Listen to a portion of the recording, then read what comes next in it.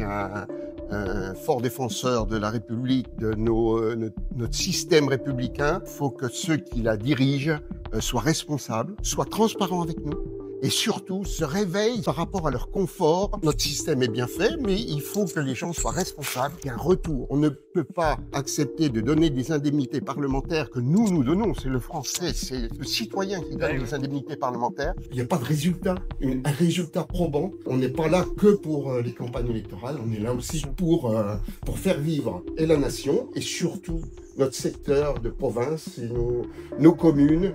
Bonjour, alors je suis avec Philippe qui est artisan métallier serrurier. Nous sommes à Narcy et en fait je voulais parler aujourd'hui de la France du travail dans la Nièvre, la France qui se lève tôt. Et je voulais parler avec vous en fait de toutes les problématiques auxquelles vous faites face et aussi en profiter pour vous faire de la publicité bien sûr parce que vous cherchez à l'heure actuelle un repreneur. Et donc, c'est vous expliquer pourquoi c'est compliqué en fait pour quelqu'un comme vous de trouver un repreneur et quelles sont toutes les grandes difficultés qui peuvent être communes d'ailleurs à d'autres corps de métier, mais aussi spécifiques en fait à votre métier. Donc, est-ce que vous pouvez nous expliquer un petit peu plus les difficultés pour trouver un repreneur et quelque part l'abandon aussi auquel vous faites face des pouvoirs publics ici dans la Nièvre où vous n'avez pas beaucoup de soutien pour trouver un repreneur alors que normalement, des pouvoirs publics devraient faciliter, devraient encourager l'activité économique dans le département et malheureusement, c'est pas souvent le cas dans la Nièvre. Mmh. Tout à fait, dans une période où on dit il faut réindustrialiser le pays et où on pourrait faire davantage d'ailleurs, parce que dans nos secteurs, dans nos campagnes, dans nos provinces, où l'activité, contrairement à ce qu'on peut dire, il y a de l'activité et il y a de la demande dans nos métiers pour le soutien aux personnes âgées aussi, hein, dans leurs travaux, dans n'importe quel domaine, aussi bien en serrurerie qu'en maçonnerie et autres corps de métier. Là, nous avons des difficultés déjà à avoir des salariés, de retrouver l'envie de travailler, l'envie de créer, l'envie de faire progresser nos petites communes et nos régions, hein, forcément, surtout dans des régions qui malheureusement, comme la Nièvre, régressent de plus en plus au niveau des habitants et surtout au niveau de tout ce qui est fait pour faire tourner une région, que ce soit le commerce, l'industrie, l'artisanat et l'agriculture qui est pas mal impactée avec toutes les lois et toutes les problématiques qu'on connaît actuellement. Et malheureusement, nos élus au niveau, surtout les parlementaires, nous abandonnent au niveau local. D'accord, donc ça, j'entends bien votre point. Quel est votre avis, par exemple, sur ce que veut faire le gouvernement macroniste à l'heure actuelle? Vous m'aviez expliqué tout à l'heure que vous aviez eu des apprentis qui consistent à vouloir fiscaliser encore plus ces apprentis de telle sorte que leur salaire net va baisser. C'est, j'imagine, quelque chose qui ne va pas vous aider pour former les jeunes et pour retrouver des repreneurs éventuels, ce genre de mesures. Oui, alors ça, c'est vraiment un gros souci. Moi, j'ai connu 2, 3 bonnes années pour l'apprentissage avec au moins une aide financière qui n'est pas négligeable pour, bon, ça ne couvre pas tout, mais ça permet de donner aux jeunes d'avoir envie, l'envie de Dans ce travailler, métier, l'envie ouais. de progresser et tout ça. Et j'en ai un à qui je pense en particulier, qui a progressé dans le métier et qui est maintenant à un niveau au-dessus de son maître. Donc, je pense que voilà, il faut réattirer un petit peu les jeunes justement dans ces métiers-là et valoriser, vraiment Ça travaille, valoriser, bien sûr. hein, voilà. Non, c'est très bien. Compte tenu des difficultés, j'imagine que ce sont aussi des difficultés qui doivent interroger ou du moins freiner Mmh. certains repreneurs potentiels. Il y a évidemment la question des normes, parce que, on dit souvent, ou parfois certains expliquent qu'Emmanuel Macron a fait une politique de l'offre depuis 2017 avec une baisse de la fiscalité, bon environ pour les entreprises, Mmh. environ 20 milliards. Mais ce qu'on oublie souvent, c'est de parler de la prolifération normative qui a un coût, à la fois pour les particuliers, mais aussi pour les entreprises. Et or, depuis 2017, ce surcoût normatif, il a augmenté de 30 milliards d'euros. Donc cet impôt de papier, en fait, a complètement annulé la prétendue politique de l'offre de la Macronie. On voit des entreprises qui sont de plus en plus en difficulté avec des coûts d'application et un temps en fait qui est perdu, qui qui ne vous permet pas de vous concentrer sur votre cœur de métier. Exactement. Alors je confirme que ça a été alors je pense tout de suite, alors on en aura sûrement besoin de la facture électronique, mais je pense à ça parce que ça va être un gros à partir du 1er janvier de 2026, on va être obligé d'y passer et d'être au top là-dessus et ça a un coût. Bien sûr. Ça me permet pas toujours de se consacrer à son travail, voilà, aux commandes, qu'on a traitées et je m'inquiète aussi pour ceux qui n'étaient pas du tout informatisés, et il en reste encore, Bien sûr. malheureusement, il en reste encore, même dans un département. Donc voilà et toutes les autres normes, c'est vrai que ça a eu un coût, extraordinaire. Alors dans l'artisanat, mais dans tout l'agriculture, on n'en parle même pas, c'est même une honte, hein, voilà et là, on s'en sortira pas si on continue d'être comme ça et pour les normes, surtout au niveau des emplois, dans nos métiers qui sont compliqués, moi, je pense qu'il faut apprendre à la jeunesse de se prendre en main et de ne pas toujours compter sur un bouton d'arrêt d'une machine ou voilà. Bien sûr. Apprendre à évaluer le danger et apprendre comme moi j'ai appris, puisque à mon époque, on n'avait pas de normes, on n'avait pas de bouton d'arrêt d'urgence sur les machines. Voilà, il Et fallait du bon qu'on sens. fasse attention et du bon sens surtout. Vous estimez à combien à peu près le temps que vous passez pour l'administratif, ce qui ne vous permet pas de vous consacrer au temps en fait du développement de votre activité et à votre cœur de Il métier? faut, il faut compter plus d'une heure par jour. Plus d'une heure par jour. Voilà, allez, 1 heure et demie pour, en moyenne, dans mon temps, dans une semaine, pour faire face. Voilà. Hein, c'est vrai que ça permettrait peut-être d'embaucher quelqu'un, mais je ne peux pas embaucher quelqu'un à mi-temps pour faire ce que j'ai à faire au C'est niveau ça, parce que administratif. on pourrait imaginer, comme d'autres artisans, que vous pourriez avoir quelqu'un à plein temps ou disons à mi-temps pour s'occuper de tout ce qui est Mhm. administratif. Mais il y a évidemment la problématique des charges et de la fiscalité. On sait que la fiscalité sur les entreprises en France est très importante et trop importante.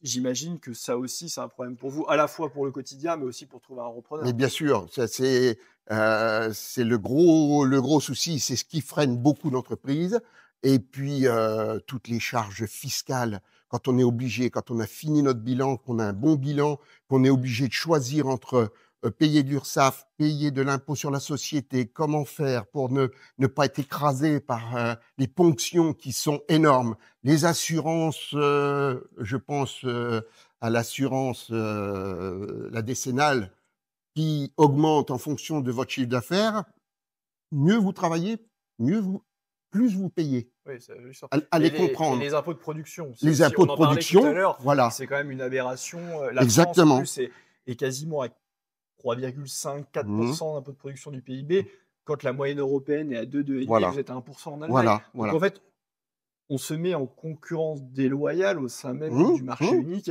et d'ailleurs, nous, c'est pas pour rien, nous on propose de supprimer la CFE, la CVAE, la Alors ça, T3S oui. pour redonner de l'air, en fait, aux entreprises C'est et en ça. plus, ça rapporte même, indirectement, de l'impôt sur les sociétés parce que les entreprises se développent et on voit bien que c'est vertueux pour tout le monde. Ça, qu'est-ce que vous en pensez de ces propositions, Oui et alors ça, c'est bien parce qu'il faut redonner la chance d'investir.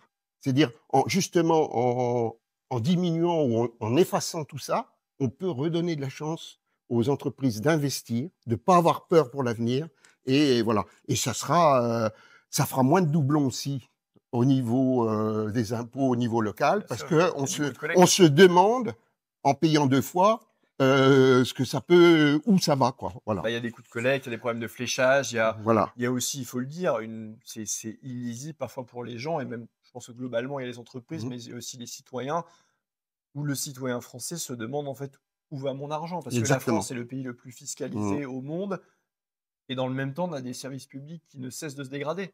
Donc les gens se disent légitimement en fait: «Où passe mon argent? Exactement. Je paye pourquoi?» Et ça pose le problème à la fin et malheureusement, je pense qu'on atteint ce stade-là du consentement à l'impôt et en fait, nous, ce qu'on proposait, on a fait un contre-budget. J'imagine que vous êtes navrés, vous aussi, du spectacle qu'on voit à l'Assemblée nationale à l'heure actuelle, où entre la gauche, la Macronie, on a le concours Lépine de celui qui crée le plus de taxes et cetera. Nous, on avait une proposition simple qui était de dire: «On va baisser la mauvaise dépense publique de 50 milliards d'euros en net et on va baisser la fiscalité de 15 Mmh. milliards d'euros en net, de telle sorte qu'on baissera le déficit comme ça et qu'on va redonner aussi de l'air on va redonner de l'élan en fait aux entreprises, ce qui permettra d'alimenter la croissance et là aussi d'avoir une dette publique qui est plus soutenable. Mais le problème, c'est que les macronistes et même les Mmh. républicains, hein, je suis désolé de le dire, depuis 8 ans, nous proposent des budgets socialistes de hausse de la dépense publique et de hausse de la Mmh. fiscalité. Mmh. Et donc, on étouffe l'économie et on s'en sort pas. Mmh. Ça, j'imagine que vous êtes sensible à ce genre Très sensible. d'argumentaire. Ouais. Parce que moi, j'ai connu, ce système. J'étais dans un système, aussi en tant que salarié, dans un système, très, heu, très, très noirci, très où on n'avait pas trop de vue sur ce qui se passait et je pense à l'administration où on a des coûts de travail qui sont faits en doublon et qui ne correspondent pas du tout, qui n'aident pas le simple citoyen, qui n'aident pas l'entreprise, qui voilà. Et ça, il faudrait qu'on arrive à avoir une transparence, globale pour qu'on sache vraiment qui fait quoi et pourquoi 2 personnes font la même chose pour, Oui, il y a voilà, forcément des il y économies a à faire. exactement, C'est aussi pour ça exactement. qu'en plus des économies qu'on a déjà identifiées, on proposait aussi, tout le monde se moquait de nous quand on proposait ça pour les législatives, mais on voit que Michel Barnier voulait le faire par exemple, Mmh. on proposait de faire un grand audit des dépenses publiques Oui, pour justement identifier tout ce qu'il y a de doublons, de bien sûr. modifications, pour réaliser des économies en Mmh, plus des mmh, 50 milliards qu'on propose. Donc ça me paraît aussi être du bon sens, mais malheureusement, on voit que des fois l'administratif ou certains politiques fonctionnent en vase clos et qui n'ont finalement aucune mmh, connaissance mmh, du monde de l'entreprise et de l'efficacité. Parce que le monde de l'entreprise, c'est avant tout le bon sens et mmh. l'efficacité. Parce que c'est pas la même chose quand on dépense son propre argent que certains qui dépensent l'argent public. C'est pas leur, ils s'en fichent, on a l'impression qu'ils font un peu n'importe quoi. Et en l'occurrence, on C'est le plus voit quand on facile. voit l'état de la France. Hein. C'est plus facile. Ouais, Voilà. c'est vrai, c'est vrai. Moi, j'admets tout à fait, cette position parce que c'est le cas et on n'arrive pas à s'en sortir de ça. Ça, il faut absolument qu'on s'en sorte pour nos générations à Bien venir, sûr. pour, voilà. Ouais. Et dernier point peut-être, mais vous m'avez dit que vous n'étiez pas trop impacté sur les questions énergétiques, notamment le prix de l'électricité. J'ai cru comprendre en discutant avec vous que vous n'étiez pas sur l'activité la plus énergivore, qu'en plus vous avez un contrat qui vous a quand même protégé des hausses du coût, mais j'imagine que d'autres connaissances, que vous avez dans le monde de l'artisanat, eux, ont été, frappés de plein fouet de ce hausse du coût de l'électricité et beaucoup, en plus des remboursements de prêts garantis de l'État à la période covid, sont maintenant, le couteau sous la gorge à cause du prix de l'énergie et des remboursements de PGE. Vous avez peut-être des exemples en tête ou des témoignages sur cet aspect-là? Oui, j'ai beaucoup d'exemples. Alors, je ne les citerai pas tous, mais le plus gros exemple, c'est la boulangerie, qui, dans nos campagnes, va faire, bientôt faute puisqu'ils ont été impactés d'une façon, invraisemblable sur le coût de l'énergie.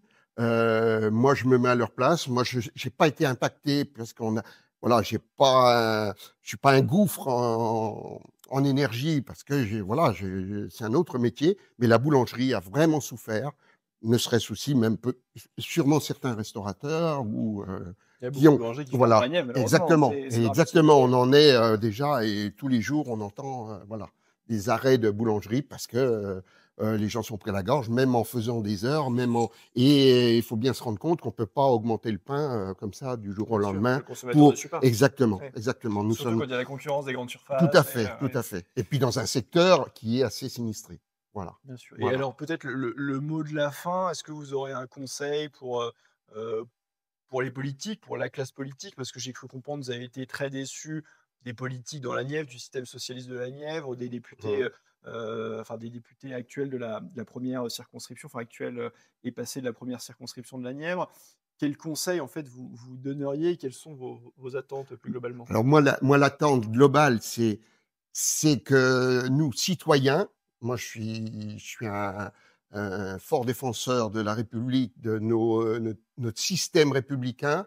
Simplement, faut que ceux qui la dirigent, soient responsables, soient transparents avec nous et surtout se réveillent par rapport à leur confort, de vue que sur la capitale et vraiment descendre en bas, mais s'en occuper. Ne pas voilà, je comprends, notre système est bien fait, mais il faut que les gens soient responsables et qu'il y ait un retour. On ne peut pas accepter de donner des indemnités parlementaires que nous donnons, c'est le Français, c'est le citoyen qui donne les indemnités parlementaires, que nous n'en ayons pas transparence et que il n'y a pas de résultat, un résultat probant. Hein. Voilà, on n'est pas là que pour les campagnes électorales, on est là aussi pour faire vivre et la nation et surtout notre secteur de province et nos communes qui ont besoin d'une activité pour en sortir. C'est très bien de terminer là-dessus, parce que ce matin, on était sur le marché de Nevers, et globalement, quand on est sur les marchés hors période électorale, c'est exactement ce que nous disent les gens, c'est-à-dire que vous, on vous voit hors période électorale, les autres, on les voit jamais. Exactement. On les voit 2 semaines avant les élections. C'est ça. Bon, en tout cas, merci beaucoup, Philippe. Mais je vous en prie, et puis, merci pour la communication. Merci. Voilà, bonne journée. Bonne journée.